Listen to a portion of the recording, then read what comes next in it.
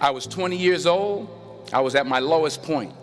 And then one day, and I remember the exact day, March 27th, 1975, I was helping my mother in her beauty shop. My mother owned a beauty shop up in Mount Vernon.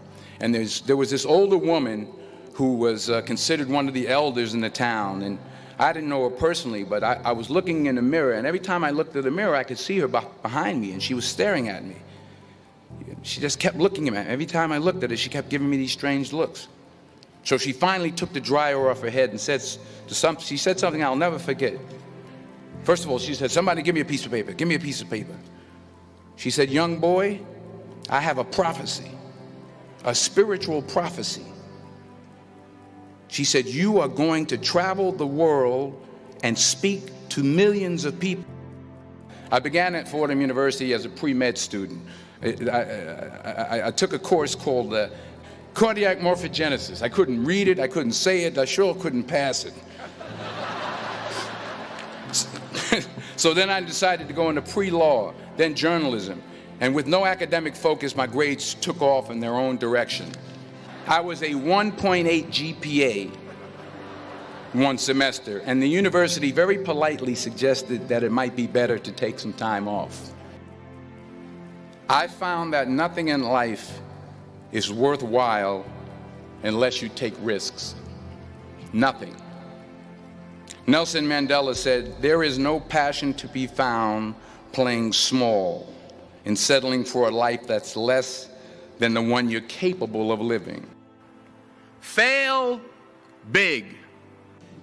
You will fail at some point in your life. Accept it. You will lose. You will embarrass yourself. You will suck at something.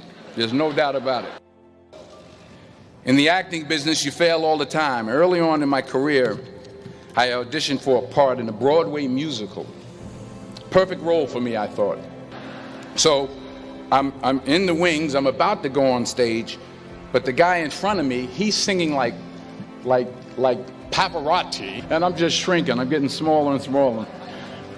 So they say, "Oh, thank you very much, and you'll be hearing from us." So I come out with my little sheet music, and so I assumed I didn't get the job. But the next part of the audition, he called me back. The next part of the audition is the acting part of the audition. Now I'm like, hey, okay, maybe I can't sing, but I know I can act. So they pair me with this guy, and again, I didn't know about musical theater. And musical theater is big, so they can reach everyone all the way in the back of the stadium. And I'm more from a realistic, naturalistic kind of acting where you actually talk to the person next to you. So I don't know what my line was. My line was, "Well, hand me the cup." And his line was, "Well, I will hand you the cup, my dear. The cup will be there to be handed to you."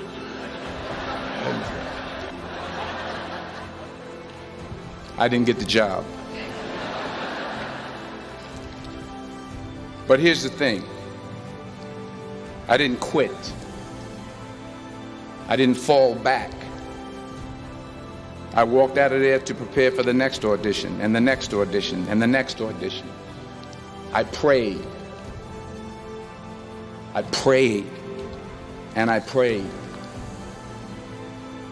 But I continued to fail, and fail, and fail. But it didn't matter, because you know what?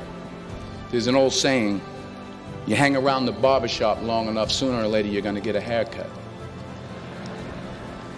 So you will catch a break, and I did catch a break. Last year, I did a play called Fences on Broadway. Someone talked about it. Won the Tony Award. But here's the kicker. It was at the Court Theater. It was at the same theater that I failed that first audition 30 years prior. Reggie Jackson struck out 2,600 times in his career, the most in the history of baseball. But you don't hear about the strikeouts. People remember the home runs.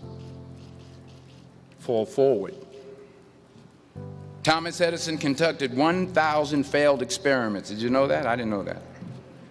Because the 1,001st was the light bulb. Fall forward. Now, I'm sure in your experiences in school and applying to college and picking your major and deciding what you want to do with life, I'm sure people have told you to make sure you have something to fall back on. Make sure you got something to fall back on, honey. But I never understood that concept, having something to fall back on. If I'm going to fall, I don't want to fall back on anything except my faith. I want to fall forward. I figure at least this way I'll see what I'm going to hit. Fall forward. The point is, every graduate here today has the training and the talent to succeed. But do you have the guts to fail? While it may be frightening, it will also be rewarding. Because the chances you take, the people you meet, the people you love, the faith that you have, that's what's going to define you. Keep working, keep striving, never give up, fall down 7 times, get up 8. Ease is a greater threat to progress than hardship. Without commitment, you'll never start, but more importantly, without consistency, you'll never finish. It's not easy. If it was easy, there'd be no Kerry Washington. If it was easy, there'd be no Taraji Henson, P. Henson. If it were easy, there'd be no Octavia Spencer. But not only that, if it were easy, there'd be no Viola Davis. If it were easy, there'd be no Michael T. Williamson, no Stephen McKinley Henderson, no Russell Hornsby. If it were easy, there'd be no Denzel Washington. So, dreams without goals are just dreams, and they ultimately fuel disappointment. So have dreams, but have goals.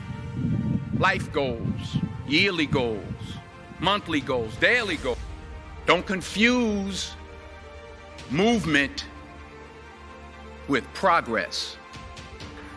Remember, just because you're doing a lot more doesn't mean you're getting a lot more done.